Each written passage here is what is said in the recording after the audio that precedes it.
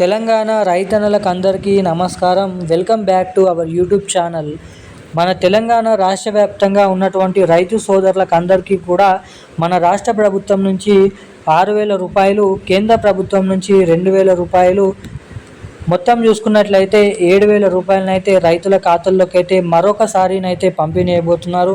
మరి తెలంగాణలో మరి కాసేపట్లో అంటే 9-10 గంటల సమయం నుంచి మన తెలంగాణ రాష్ట్ర వ్యాప్తంగా ఉన్నటువంటి 70 లక్షల మంది రైతుల ఖాతాల్లోకి అటు కేంద్ర ప్రభుత్వం, మన రాష్ట్ర ప్రభుత్వం నుంచి 7,000 రూపాయలనైతే పొందబోతున్నారన్నమాట.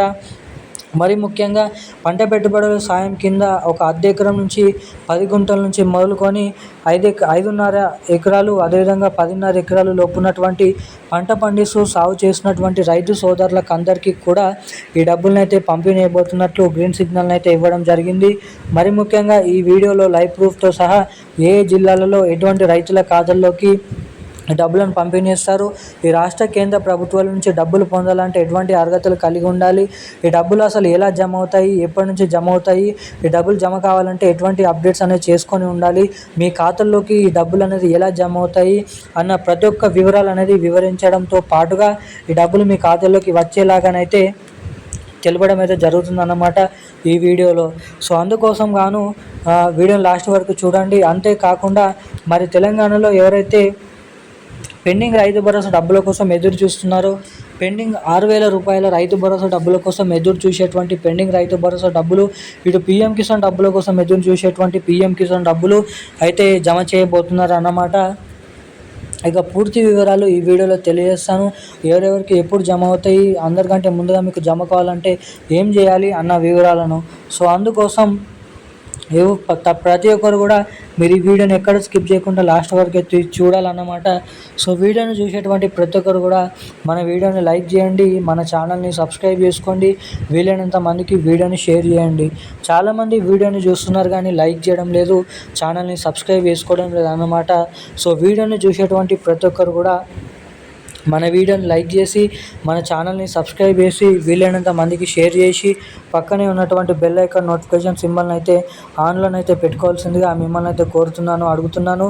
ఇలాంటి లేటెస్ట్ అప్డేట్స్ పొందాలనుకునే ప్రతి ఒక్కరు కూడా లైక్ అండ్ షేర్ అయితే చేసేయండి. ఇక సమాచారంలోకి వచ్చినట్లయితే మన తెలంగాణ రాష్ట్ర వ్యాప్తంగా ఉన్నటువంటి రైతు సోదరులకు అందరికీ కూడా మన రాష్ట్ర ప్రభుత్వం నుంచి మరోసారి రైతు భరోసా డబ్బులనైతే పంపిణీ అయిపోతున్నారు. పంట పెట్టుబడుల సాయం కింద మొత్తం ఒక అర్ధ ఎకరం నుంచి మొదలుకొని 10 ఎకరాల వరకు రాష్ట్రంలో ఉన్నటువంటి 70 లక్షల మంది రైతులకి మరోసారి 9,000 కోట్ల రూపాయల బడ్జెట్ అనేది పెట్టబోతున్నారు అన్నమాట.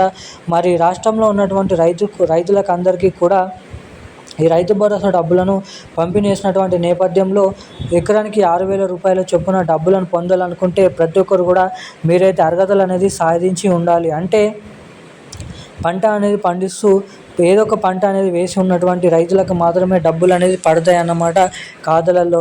ఇప్పటివరకే శాటిలైట్ల ద్వారా ఏదైతే సర్వే అనేది చేపట్టినటువంటి రాష్ట్ర ప్రభుత్వం పంట వేసినటువంటి రైతుల ఖాతాలోకి మాత్రమే నిధులు అనేది పంపిణీ అయిపోతుంది.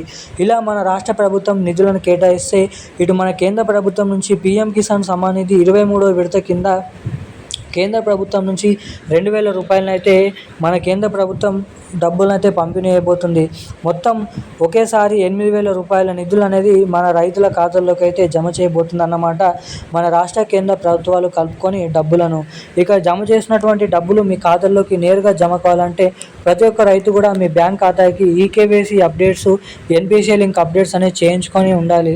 ఎవరైతే ఇటువంటి అప్డేట్స్ చేసుకొని రెడీగా ఉంటారో అటువంటి రైతులకు మాత్రమే డబ్బులు అనేది ఇక్కడ ఖాతాల్లోకి జమ కావడానికి అవకాశాలు అయితే ఉంటాయన్నమాట.